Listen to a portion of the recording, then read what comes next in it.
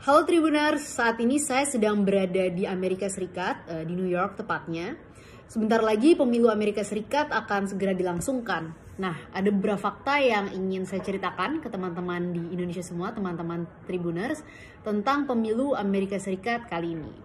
Mungkin teman-teman di Indonesia udah pada tahu bagaimana misalnya keributan perdebatan antara Joe Biden versus Donald Trump dalam debat pertama yang waktu itu ditonton dengan dunia internasional dan sempat ramai sekali gitu. Nah, memang polarisasi antara Partai Republik dan Partai Demokrat di Amerika ini sangat tajam, apalagi karena kedua partai besar ini yang memang mendominasi politik Amerika. Beda dengan politik Indonesia yang multipartai, di Amerika politik didominasi oleh Republik dan Demokrat, sehingga ketika ada perbedaan tajam atau polarisasi yang sangat tajam, efeknya terhadap kebijakan memang panjang. Misalnya salah satu polarisasi ini bisa kita lihat dalam kebijakan ekonomi jilid 2 untuk membantu warga yang terdampak secara ekonomi dalam kasus COVID-19. Nah, sampai saat ini misalnya Republik dan Demokrat sama-sama masih deadlock. Jadi terjadi deadlock, mereka sama-sama belum menyetujui plan masing-masing terkait tawaran kebijakan yang akan dimasukkan dalam kebijakan ekonomi jilid 2 ini. Nah, perdebatan juga sempat memanas sebenarnya soal pemilu Amerika Serikat. Misalnya Demokrat menawarkan agar demi menjaga protokol kesehatan, gitu kan, social distancing dan lain sebagainya, gimana kalau misalnya votingnya itu lewat pos aja. Tapi Trump nggak setuju, Republik juga nggak setuju, dan tetap maksa bahwa votingnya via in person gitu, jadi langsung datang ke polling station. Tapi di Amerika ini ada yang namanya early voting. Kalau di Indonesia nyoblos itu biasanya langsung ketika hari H di TPS. Di Amerika juga ada kayak begitu, nyoblos langsung di TPS. Tapi mungkin ini lebih mirip kasusnya seperti teman-teman Indonesia di luar negeri yang bisa vote lebih dulu melalui pos. Di Amerika publik juga bisa vote lebih dulu, baik itu ke polling station, artinya ke TPS, atau via pos. Nah, mungkin karena COVID sampai hari ini ternyata banyak sekali partisipasi pemilih yang memilih untuk ikutan early voting via mail atau bahkan datang ke TPS sebelum waktu pemilihan. Sampai saat ini misalnya persentasenya itu 61,7% dari total kehadiran pemilih pada tahun 2016. Jadi ini jauh lebih besar daripada tahun 2016. Dan per hari ini sudah ada 89,5 juta orang Amerika yang memilih. Jadi besar sekali partisipasi pemilih yang lebih awal ini. Tapi yang nggak kalah menarik juga misalnya dalam pemilu Amerika ini adalah partisipasi anak muda.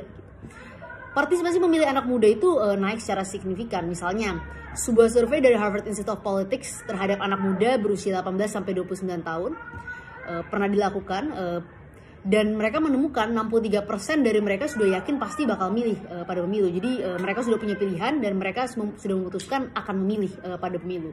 Angka ini lebih besar misalnya dibanding tahun 2016 ketika Harvard Poll waktu itu hanya menemukan 47% dari anak muda yang pasti memutuskan akan memilih pada hari H. Nah, hingga hari ini data juga menunjukkan sekitar 6 juta anak muda berusia di bawah 30 tahun sudah menentukan pilihannya gitu. Jadi itu salah satu poin menarik juga soal partisipasi anak muda. Nah, bicara soal survei, hingga kini kalau misalnya kita lihat dari beberapa hasil survei, misalnya dari kandidat Demokrat dan Republik, Trump dan Joe Biden, kandidat Demokrat Joe Biden sampai sekarang masih mimpin. Survei dari Fox News Poll misalnya menunjukkan bahwa Biden masih memimpin pada kisaran angka 52% hingga 44%. Nah, itu juga sejalan ya dengan hasil survei-survei nasional yang memang dilangsungkan. Dan survei-survei pada umumnya juga menunjukkan bahwa Trump itu tertinggal 8 poin. Nah, ini defisitnya lebih besar dibanding kali pertama Trump maju melawan Hillary Clinton pada tahun 2016. Tapi di Amerika meskipun surveinya itu memang Trump tertinggal, banyak juga para pengamat politik yang memprediksi dengan sistem electoral college bukan popular vote. Mungkin saya jelaskan sedikit. Kalau di Indonesia itu kita tahu kita terkenal dengan sistem popular vote, one man one vote. Jadi kita pilih, suara kita dihitung satu. Kalau di Amerika sistemnya adalah state mana yang memiliki perwakilan elektoral paling banyak. Jadi setiap state punya suara-suara yang lebih besar dibanding state-state lain. Nah, di sini kuncinya, makanya di Amerika state itu menjadi kunci utama dalam memenangkan pemilu. Berbeda dengan di Indonesia, populasi yang menjadi kunci. Kalau misalnya di Amerika, state mana nih yang paling banyak electoral college-nya? begitu. Nah, karena itu kuncinya memenangkan state-state yang memang penting, daerah-daerah kunci ya. Nah, ini yang membuat Trump pada tahun 2016 berhasil memenangkan pemilu Amerika Serikat. Meskipun kita tahu pada saat itu Hillary Clinton, kalau misalnya sistem pemilunya sama seperti di Indonesia, Hillary Clinton yang akan memenangkan pemilu dengan popular vote yang lebih besar. Tapi karena sistem electoral college, maka Trump yang memenangkan pemilu. Nah, pada tahun ini sebenarnya ada 12 state juga yang diduga jadi swing state. Jadi ada swing state di Amerika itu. Swing state itu sebenarnya state-state di mana dalam state tersebut itu bukan state basisnya Demokrat atau state basisnya Republik. State itu biasanya sudah pernah dimenangkan baik oleh Demokrat atau Republik gitu. Jadi ini state yang masih dinamis, yang masih bisa dimenangkan oleh siapa saja. Misalnya state ini ada North Carolina, ada Pennsylvania, Wisconsin, Ohio, Iowa, Georgia, Michigan, Minnesota, dan lain-lain. Misalnya kita lihat misalnya dalam kasus Michigan ya. Michigan itu sebenarnya sudah lama dimenangkan oleh kandidat presiden dari Demokrat. Tapi 4 tahun yang lalu Trump justru menang di state ini. Jadi ini akan menjadi pertarungan yang sangat menarik gitu ya. Meskipun Trump sampai sekarang masih tertinggal surveinya, memang perdebatannya juga memanas antara Joe Biden dan Trump. Secara keseluruhan juga memang situasi panas ya.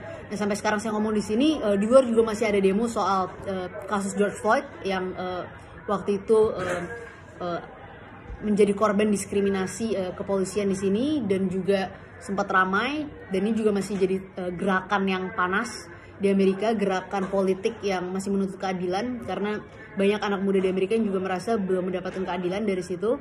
Jadi ini seru sekali sebenarnya pertarungan politiknya, jujur aja nggak bisa diprediksi siapa yang akan menang, kita lihat aja.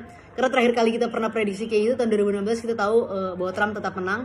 Jadi kita perhatikan saja, kita lihat siapa yang menang karena politik itu misteri. Kita nggak akan pernah tahu siapa yang menang, kadang-kadang survei bisa salah.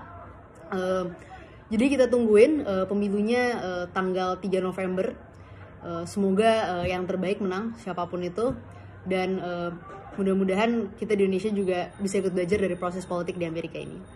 Dan mudah-mudahan apa yang saya ceritakan juga bermanfaat buat teman-teman Tribuners yang nonton di rumah. Makasih, jangan lupa tetap jaga kesehatan dan pakai masker dan social distancing. Terima kasih sudah nonton. Jangan lupa like, subscribe, dan share ya.